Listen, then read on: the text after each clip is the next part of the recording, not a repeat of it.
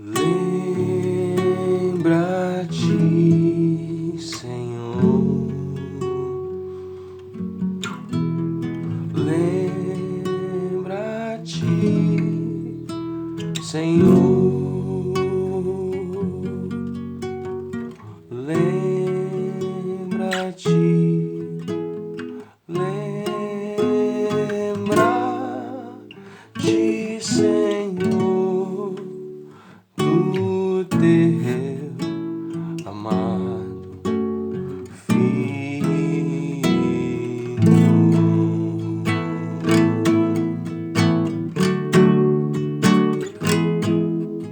Esquece os meus pecados,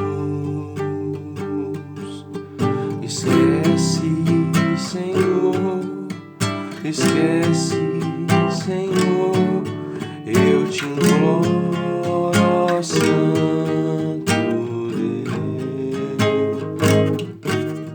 eu te imploro, ó Santo Deus, eu te imploro,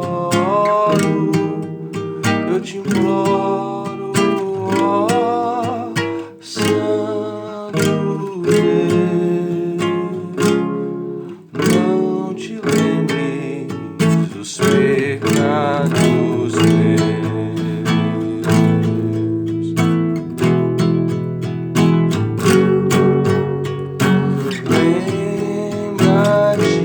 Lembra-te, Senhor,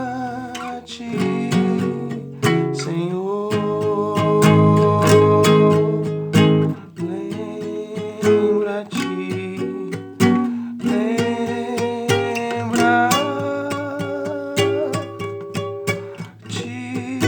Senhor, lembra-te, lembra-te, Senhor, do teu amado, do teu amado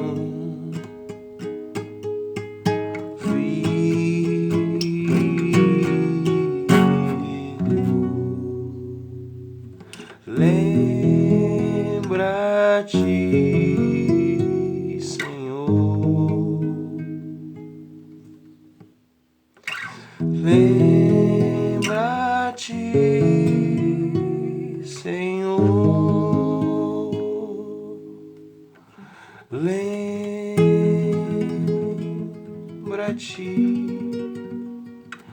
lembra-te,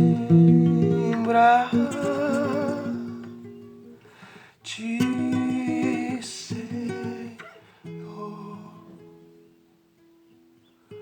do teu amado. Não se lembre dos meus pecados, mas lembra do teu amado Filho.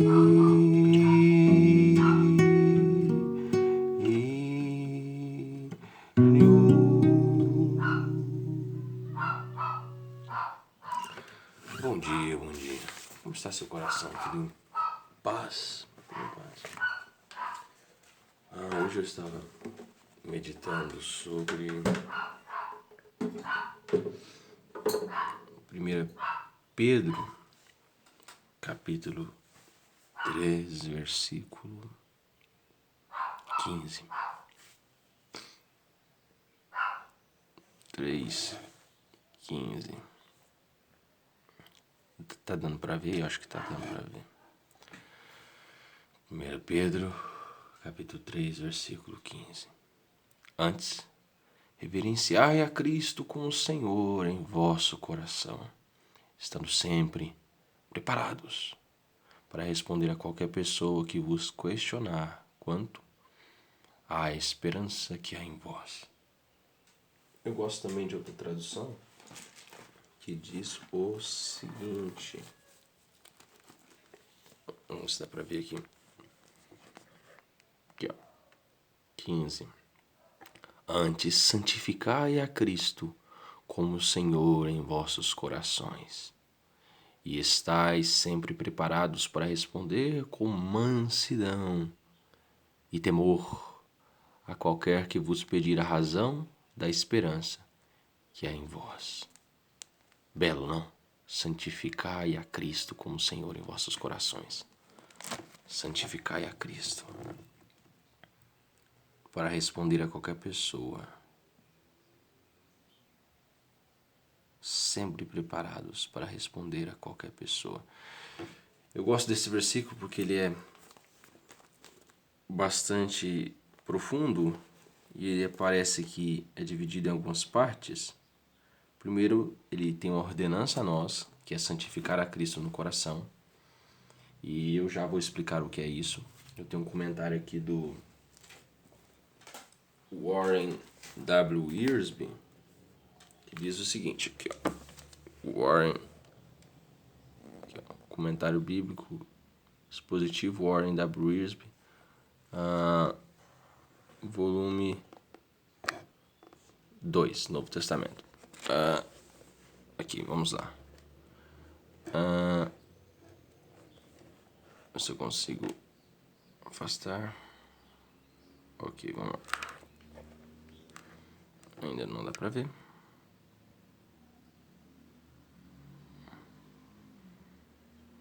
Acho que agora dá. Pronto. O que significa santificar a Cristo como Senhor no coração? Tá vendo lá? Significa entregar tudo a Ele, viver de modo a lhe agradar e a glorificá-lo. Significa maior temor de lhe desagradar do que medo do que os homens podem fazer. Significa maior temor de lhe desagradar do que medo do que os homens podem fazer. Essa abordagem simplifica a vida de maneira maravilhosa. Trata-se de uma combinação de Mateus 6,33. Lembra o que está lá em Mateus 6,33?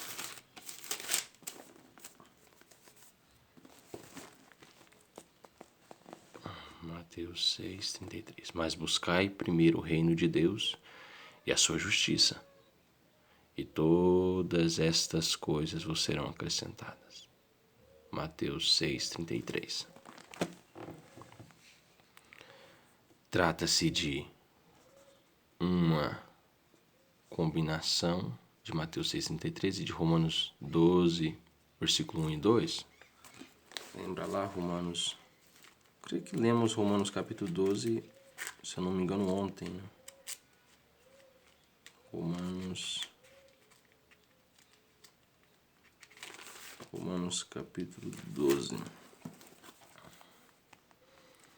versículo 1 e 2. Rogo-vos, pois, irmãos, pela compaixão de Deus, que apresentei os vossos corpos em sacrifício vivo, santo e agradável a Deus, que é o vosso culto racional. Não vos conformeis com este mundo, mas transformai-vos pela renovação do vosso entendimento, para que experimenteis qual seja a boa, agradável e perfeita vontade de Deus. Então, trata-se de uma combinação maravilhosa de Mateus 6,33 e Romanos 12, versículo 1 e 2, em uma atitude diária de fé, que obedece à palavra de Deus, apesar das consequências. Significa não se contentar com menos do que a vontade de Deus na vida. João 4, do versículo 31 ao 34.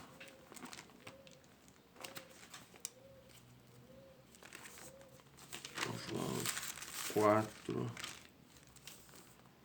do versículo 31 ao 34. E, entretanto, seus discípulos lhe rogaram, dizendo: Rabi, come.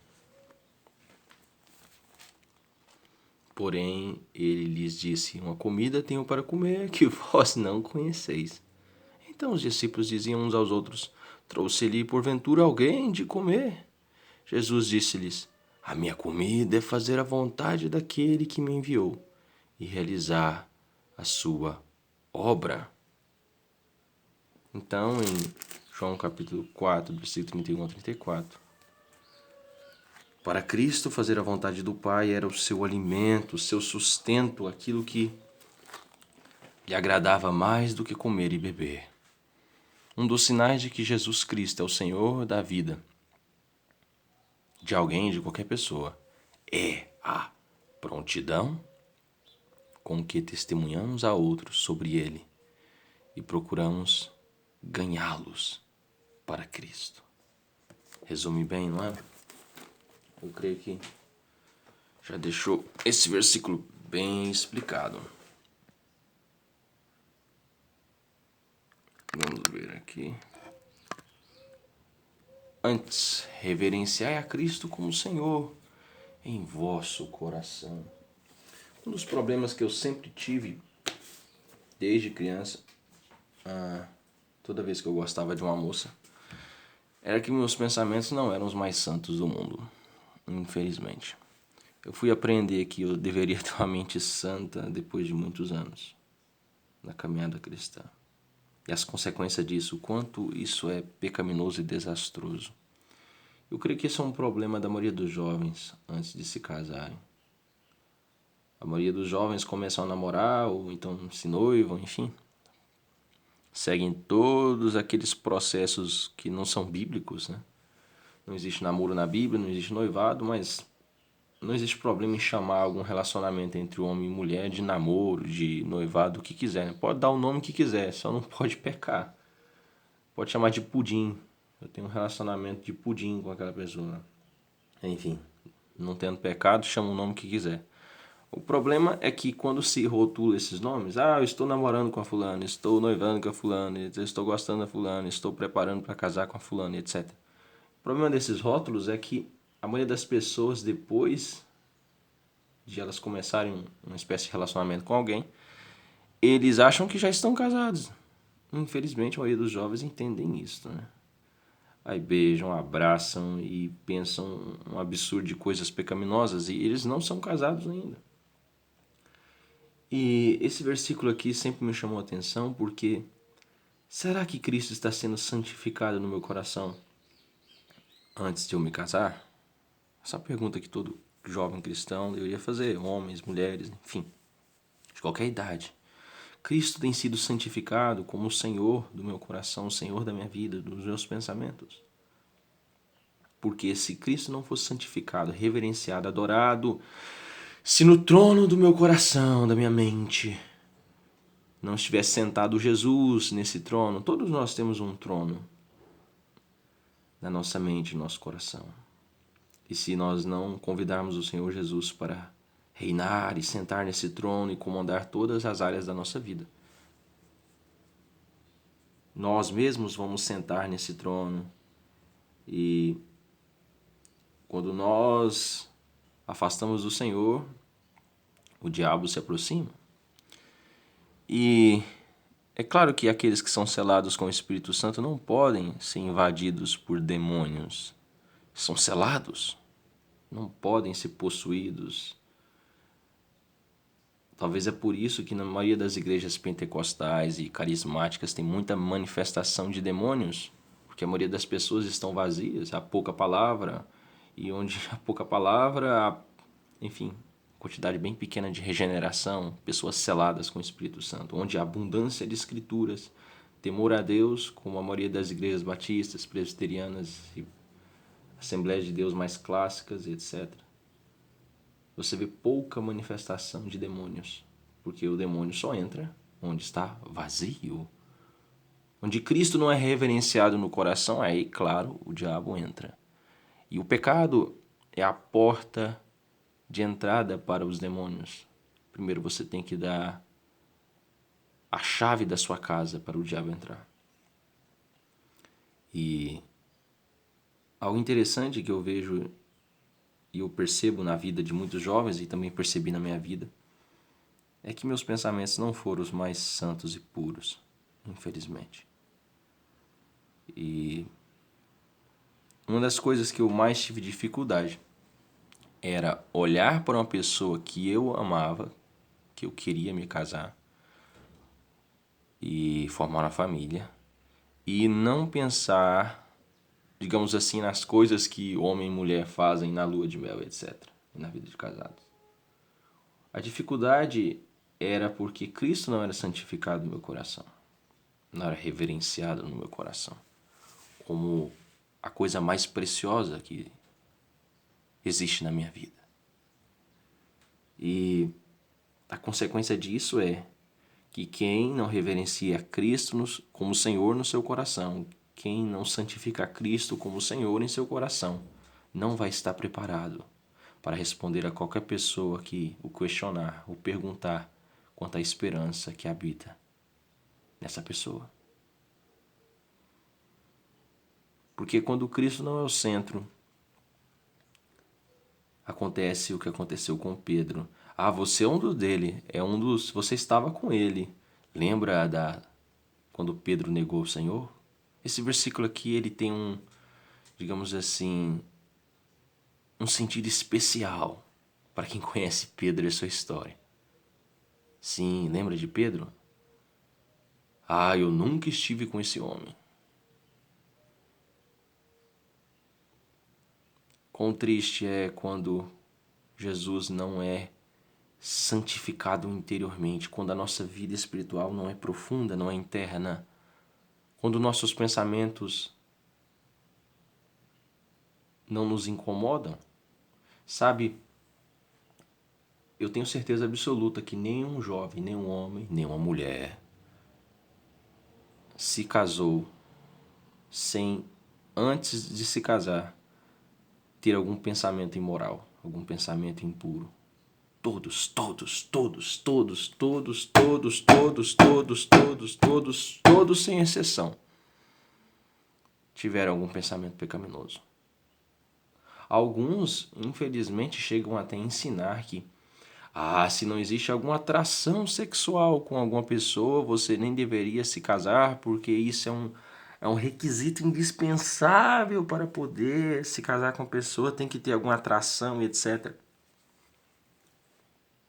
Eu nem quero responder essa pergunta porque a pergunta já está errada, né? A pergunta deveria ser: eu quero morrer por essa pessoa? Eu quero dar a minha vida por essa pessoa? Eu quero estar do lado dela quando ela não me agradar em nada? Essa é a pergunta correta, que alguém deveria fazer. E não, eu sinto desejos ao olhar para aquela pessoa, enfim. Isso aí é uma pergunta, uma colocação totalmente anticristã e carnal. Nenhum cristão deveria fazer esse tipo de colocação. A atração física, a maioria das pessoas dizem, na maioria das palestras, eu já vi muitos vídeos, enfim, mesmo sendo solteiro, já fui em muitas palestras para casais, não sei por que eu fui, enfim, talvez curiosidade. E na maioria das palestras tinha sempre aquele pastor que falava: é necessário ter algum desejo, uma atração e etc. E eu sempre discordei disso. Nunca gostei desse tipo de argumento, porque eu acredito que o respeito e a admiração é mais importante, ao meu ver, do que qualquer tipo de atração ou desejo sexual, etc. Porque o desejo sexual ele acaba quando você, por exemplo, conhece alguém mais belo ou fisicamente mais atraente. E durante a nossa vida nós vamos conhecer pessoas assim. E o que mantém um casamento de pé não é o desejo ou a aparência. Deveria ser o temor a Deus. Deveria ser. E Cristo sendo santificado no coração do homem e da mulher, como sendo o centro, como sendo tudo. Ao ponto de que se um homem estiver a sós com uma mulher antes do casamento, e esse cara tentar beijar ela, tentar tocar ela, ela vai dizer não. Ela pode até dizer: eu quero terminar esse relacionamento porque você está me fazendo pecar. Eu não amo você mais do que a Deus, eu amo Jesus mais do que você. Essa deveria ser a resposta de uma mulher cristã antes do casamento, quando um homem tenta beijá-la, tenta fazer sexo com ela, tenta seduzi-la, ou como muitos jovens fazem, vamos no cinema e etc. E lá no cinema, quando está tudo escuro, tenta fazer alguma coisa. Então, eu acredito que esse versículo é extremamente indispensável para aqueles que estão namorando, para aqueles que vão namorar. Chama do que quiser, chama de namoro, de pudim, de chocolate. Só não pode fazer o outro pecar. Chama de preparação.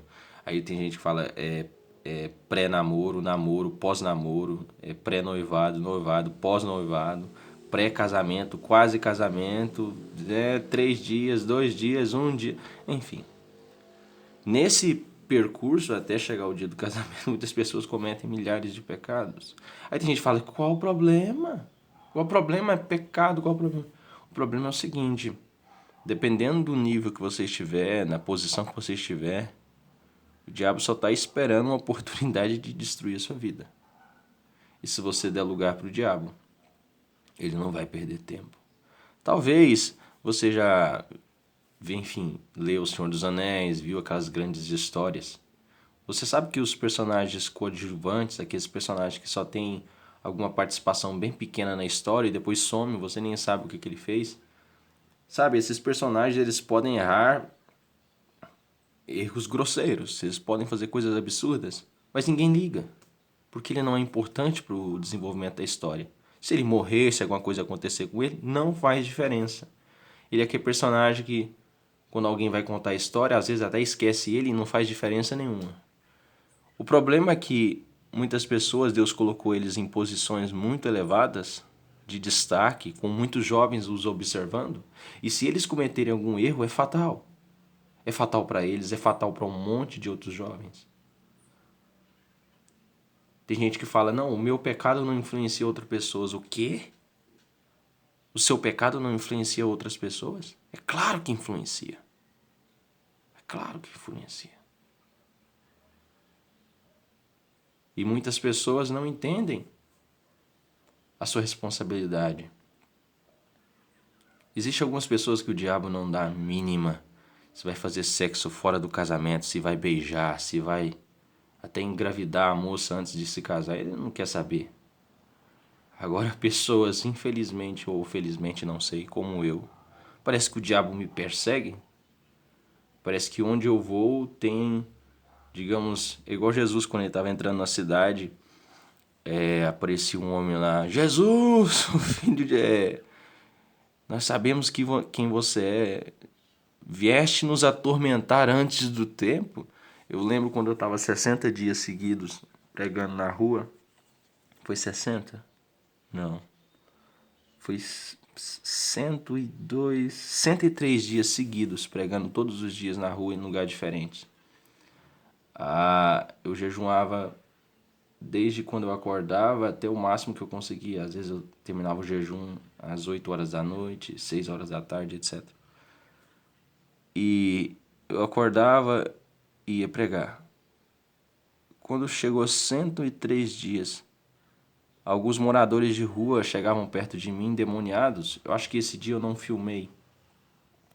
Uma mulher muito estranha aproximou de mim quando eu estava pregando. Eu parei a pregação. E ela começou a conversar comigo como se me conhecesse. Aí logo eu percebi que não era ela, eram vários demônios, tinha muitos dentro dela.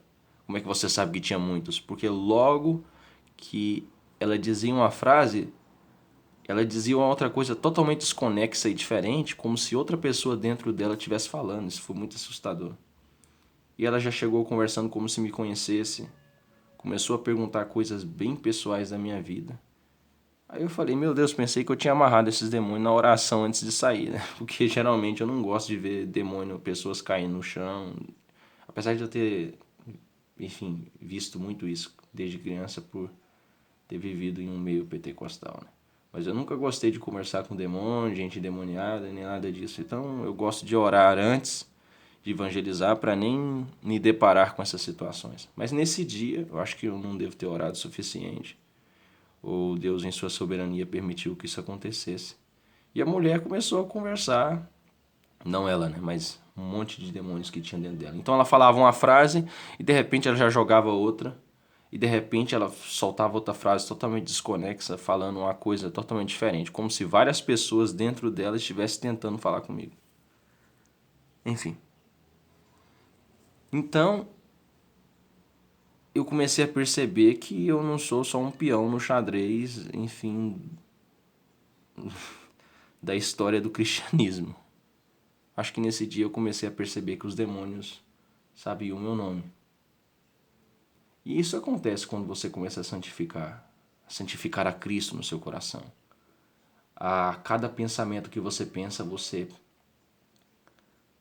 coloca ele à luz de amar a Deus sobre todo o coração, alma, entendimento e forças. Coloca ele à luz das obras da carne e o fruto do Espírito. Coloca ele à luz do versículo, tudo que devemos pensar, tudo que é bom, amável, de boa fama, se alguma virtude nisso pensai. A gente vai colocando cada pensamento diante de Deus, diante daquele que é santo, justo, onipotente, onisciente, onipresente. E então eu comecei a perceber que eu estou chegando num ponto onde eu não posso errar mais. E algum amigo meu uma vez me disse, mas assim você não vai conquistar nenhuma moça, né, etc. Eu falei assim, tudo bem, só não quero pecar. Se eu tiver que viver o resto da minha vida solteiro, nunca me casar porque eu não, digamos assim, falo em moralidades e tento seduzir uma pessoa, tudo bem, eu morro solteiro. Para mim é mais importante ser santo e obedecer a Deus do que arrumar uma esposa. Porque desobedecer a Deus vai causar minha morte. E eu temo a Deus. Então, santifique Cristo no seu coração, jovem. Essa é a coisa mais importante que você possa fazer na sua vida. É isso que vai te manter de pé diante do martírio, diante da pressão social, diante dos inimigos do cristianismo, diante daqueles que vão zombar da sua fé na escola. Santifique a Cristo no seu coração. Certifique-se. E Cristo é tudo. Tudo, tudo, tudo, tudo, tudo para você.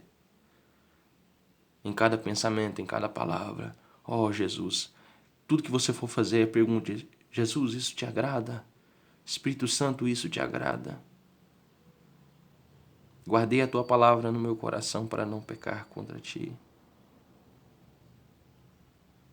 Os 10 mandamentos estão no seu coração. A palavra de Deus está no seu coração. Você faz como o Senhor ordenou ao povo na antiga aliança, escreve nos umbrais da porta, ensina andando ao caminho. Você faz isso com seus filhos. Ensina a criança no caminho que deve andar e quando ele crescer não se desviará dele. Vigiai e orai, porque o espírito está pronto, mas a carne é fraca. O diabo anda como um leão rugindo ao nosso derredor para que possa nos destruir, nos tragar. Que hoje a nossa oração possa ser: Jesus, se assente no trono da minha vida, comande cada aspecto do meu coração, meus pensamentos, minhas ações. Tira da minha vida, Senhor, tudo que me afasta de Ti. Destrói, tira, como diria aquela frase do Agostinho. Eu não me lembro bem onde foi escrito ela. Onde os meus planos não forem os Teus planos, destrua-os. E esse deve ser o desejo, a oração de todo cristão verdadeiro. Oh, Senhor, eu não quero passar a minha eternidade longe de Ti. Tenho na minha vida evidências de frutos dignos de arrependimento, de santificação, de regeneração. Eu vejo na minha vida Cristo. Eu sei que sou eleito, predestinado. Eu vejo na minha vida a obra de Cristo que começou e, não por merecimento, não pela força do meu braço, ela será terminada. Tudo que faço é porque o Senhor em mim faz, porque sem Ti nada posso fazer. Tu és, Jesus, quem me capacita, quem me dá força, quem me sustenta. E sou grato por isso todos os dias. Sei que o Senhor resiste ao soberbo e dá graça aos humildes. Então te peço, Senhor, vem, vem, Espírito Santo, e santifique a Cristo como Senhor em meu coração. para que eu esteja preparado para responder a qualquer pessoa que me questionar quanto à esperança que habita em mim. Que o Senhor nos santifique e que o mundo não fique sem respostas quando vier nos questionar, quando vier nos perguntar por que você é tão feliz, por que você não tem medo da morte, por que você tem essa paz, por que você faz o que faz. Quando as bombas estiverem caindo, a economia estiver colapsando, as pessoas estiverem desesperadas, com medo de tudo, eles vão se aproximar dos cristãos verdadeiros e vão perguntar: por que você tem essa paz? De onde vem essa esperança? E que você possa abrir os evangelhos e dizer: no princípio era o Verbo era Deus e estava com Deus. Que você possa anunciar a mensagem da cruz para aqueles que não têm esperança nenhuma. Sabe, eu já gostei de muitas moças, muitas, mas soberanamente Deus fez tudo dar errado. Ou meu coração se endurecia, ou o coração delas se endureciam. Ou algum motivo, eu não sei qual, a pessoa se afastava de mim e arrumava outra pessoa. Se você gosta de alguma pessoa e está pensando em se casar, coloque a santidade como prioridade e confie na soberania de Deus. Você acha que você consegue frustrar os planos de Deus? Não tem como. O que tiver que acontecer, vai acontecer. Independente do nosso merecimento, do nosso esforço ou da nossa vontade. E que nós venhamos nos deleitar em Deus, entregar o nosso coração a Ele, sabendo que a sua vontade é boa, perfeita e agradável. Seja morrendo como David Brainerd, Robert Murray McCheyne, ou tendo a alegria de ser um Spurgeon ou um Jonathan Edwards, com vários filhos. De qualquer forma, Deus é bom, Deus é suficiente e Deus será exaltado, seja na nossa vida ou na nossa morte. Oh, Cristo! Seja reverenciado no meu coração, seja santificado no meu coração. Hoje, amanhã, para sempre. Amém. Feito Lipas, só lido glória. Tenha todos um ótimo dia. Deus abençoe você e sua família.